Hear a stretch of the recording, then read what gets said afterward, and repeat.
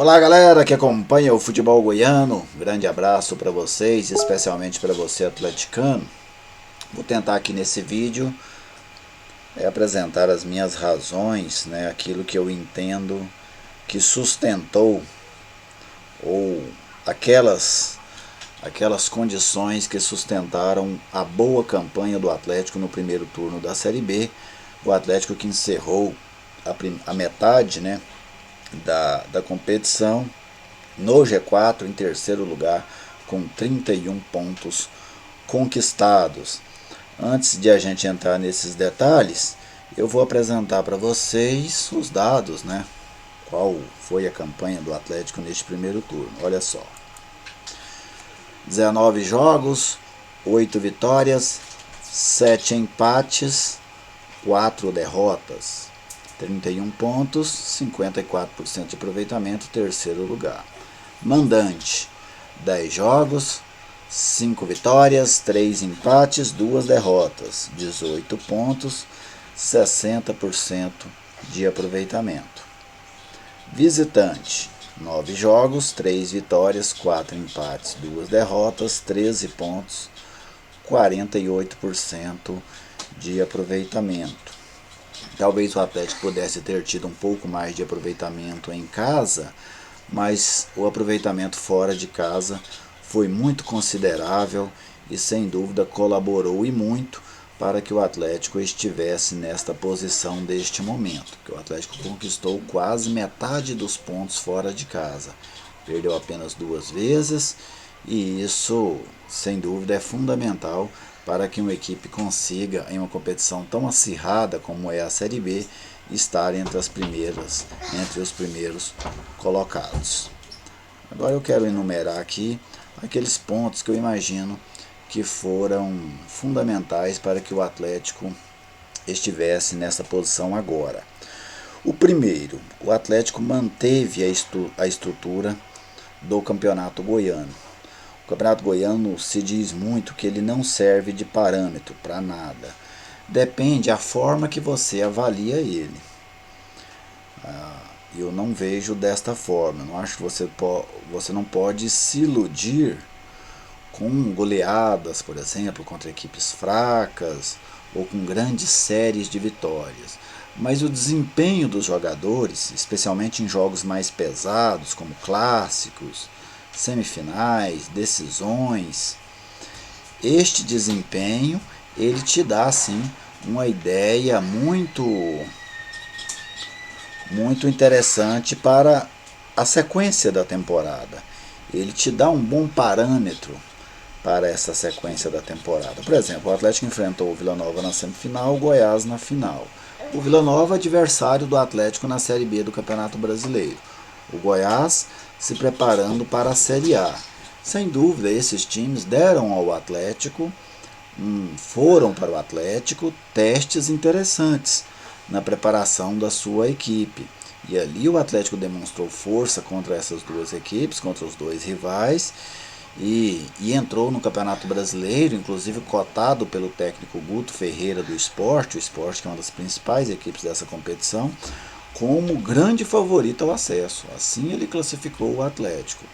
Depois acabou surgindo o Bragantino, nessa parceria aí com o Red Bull, mas o Atlético já era visto ali no início do campeonato como essa equipe muito forte, e isso baseado em quê? No Campeonato Goiano. Baseado no desempenho da equipe no Campeonato Goiano e naquele jogo contra o Santos também, que foi um jogo válido pela Copa do Brasil. No jogo da ida que o Atlético fez uma partida muito interessante contra o Santos. Então, para mim, essa manutenção tanto da estrutura do time, a estrutura de jogo, o mesmo treinador, tudo isso conta muito. A Série B é um campeonato muito igual, de orçamentos muito parecidos, e se você tem essa boa organização tática, esse bom time, esse entrosamento, essa equipe que sabe o que quer em campo, isso já faz uma diferença a favor do seu time. Um outro ponto em relação ao Atlético. O Atlético foi competitivo em casa e fora de casa. Isso também é fundamental. Quando uma equipe pontua só em casa, por exemplo, tem muitos times caseiros nessa competição, ela quase sempre consegue chegar ali, 12º, 19º, não passa disso. porque falta o algo a mais. E esse algo a mais é ser competitivo fora de casa. E o Atlético foi competitivo fora de casa. Como os números que eu mostrei aí no início, o Atlético teve 48% de aproveitamento como visitante, né? Conquistou praticamente a metade dos pontos como visitante. E isso, sem dúvida, sustentou e muito essa campanha, essa boa campanha do Atlético na competição.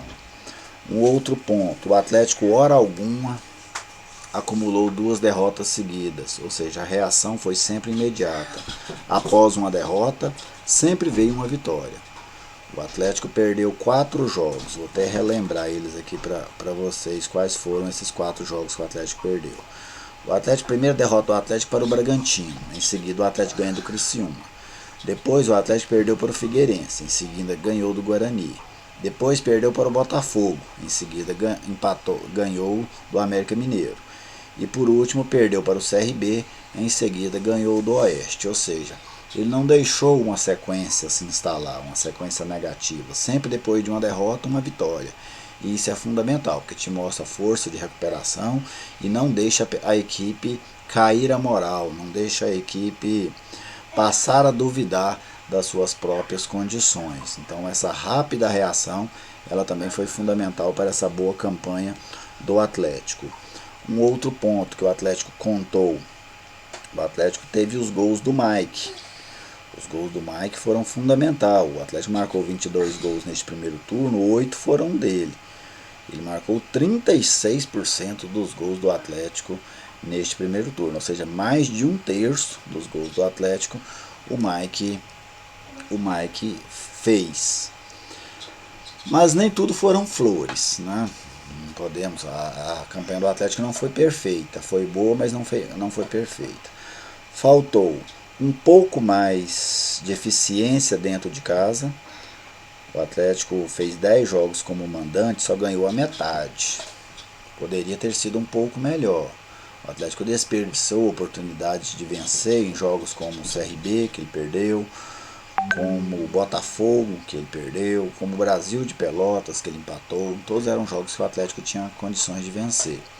Um outro ponto, o Atlético em algumas partidas pecou demais na finalização. Produziu para vencer, que é o mais difícil, e não venceu por conta do baixo desempenho nas finalizações. Vou citar 4 jogos aqui para vocês. CRB em casa, o Atlético teve todas as condições de vencer pelas oportunidades criadas. Brasil de Pelotas em casa, foi outro jogo nessas mesmas condições.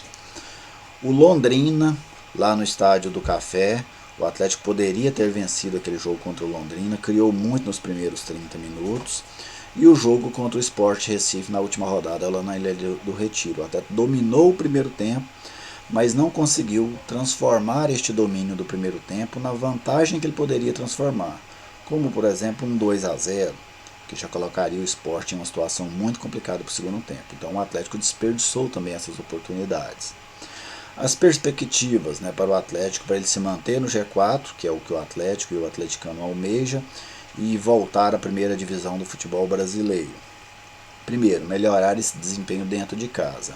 60% é um bom aproveitamento, mas não é o ideal. 60%, eu imagino que o Atlético vai precisar de mais agora no segundo tempo, chegar aí no segundo turno, chegar a 70%, 75%. Outro ponto, o Atlético precisa passar a contar com o seu torcedor. A média de público do Atlético é muito pequena para um time que está brigando pelo G4. Quase todos os jogos no Antônio Ascioli, 2.000, 2.200, 2.400, 2.800. 2 jogos só, se eu não estou enganado, passaram dos 3.000 pagantes. É preciso ter uma participação maior do torcedor rubro-negro neste momento tão importante. O Atlético vai decidir nas próximas 19 rodadas a sua volta para a Série A. E isso é algo que não tem preço. E um outro ponto, eu acho que o Atlético precisa ainda buscar alguns reforços pontuais.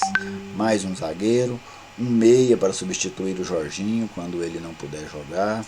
E talvez até um centroavante. O Pedro Raul e o Rodrigo Rodrigues, eles têm alternado a titularidade, mas muito mais por conta da falta de rendimento do outro. Ao invés de ser uma briga lá em cima, está sendo uma briga lá embaixo. e talvez o Atlético tenha que se reforçar também nesta posição. Beleza, gente? Essas foram as minhas impressões do primeiro turno do Atlético e basicamente as perspectivas para este segundo turno. Um abraço a todos vocês, comentem, compartilhem o vídeo, fiquem à vontade. Até mais.